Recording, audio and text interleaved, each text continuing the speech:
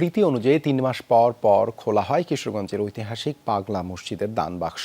তবে রমজান ও ঈদের কারণে এবার ৪ মাস ১০ দিন পর খোলা হয়েছে এই দান বাক্স। মিলেছে সর্বাধিক ২৭ বস্তা টাকা, নগদ অর্থ ছাড়াও স্বর্ণালংকার আর বিদেশি মুদ্রা পাওয়া গেছে।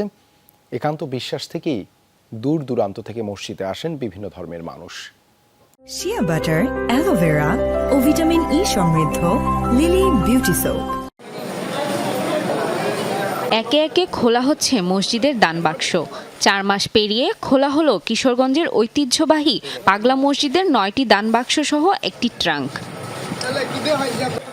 এ যেন টাকার পাহাড়। স্বর্ণালংকার ও বিদেশি মুদ্রার পাশাপাশি মিলেছে ২৭ বস্তা নগদ টাকা। মহা আয়োজনে শুরু হয় টাকা গণনার কাজ। অংশ নেয় ২০০ জনের দল।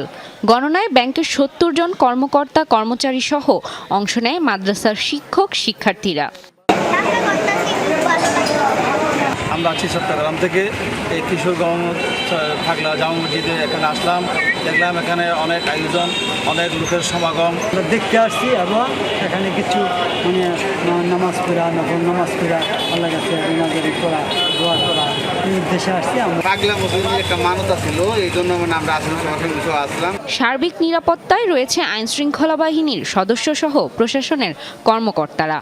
সমস্ত সিন্ধুক খোলা হয়েছে, টাকাগুলি নিরাপত্তার সাথে নিচ থেকে উপরে নেওয়া হয়েছে, এখন গণনার কাজ চলছে।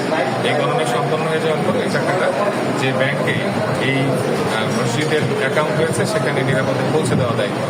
দান বাক্সের বিপুল অর্থ এতিমখানা ও বিভিন্ন সমাজ কল্যাণে ব্যয় করা হয় বলে জানিয়েছেন জেলা প্রশাসক। এই মসজিদের অর্থ বাইরে কোথাও অপচয়ের সুযোগ নাই, এখানে প্রতিটি পয়সার হিসাব রয়েছে। মোট আয়ের কিন্তু ৫ ভাগ আমরা ওয়াকফে দান করে থাকি, ওয়াকফে চাঁদা প্রদান করে থাকি। আর যে লভ্যাংশ যেগুলো ব্যাংক থেকে আসে সেই লভ্যাংশগুলো আমাদের মসজিদ সরাসরি গ্রহণ করে না, সেগুলো এই অঞ্চলের মানুষেরই চিকিৎসা খাতে ব্যয় করা হয়। মানত ও বিশ্বাসের উপর ভিত্তি করে বিভিন্ন ধর্মের মানুষ এই মসজিদে দান করে থাকেন। রাফিকাতুন নিসা, যমুনা নিউজ।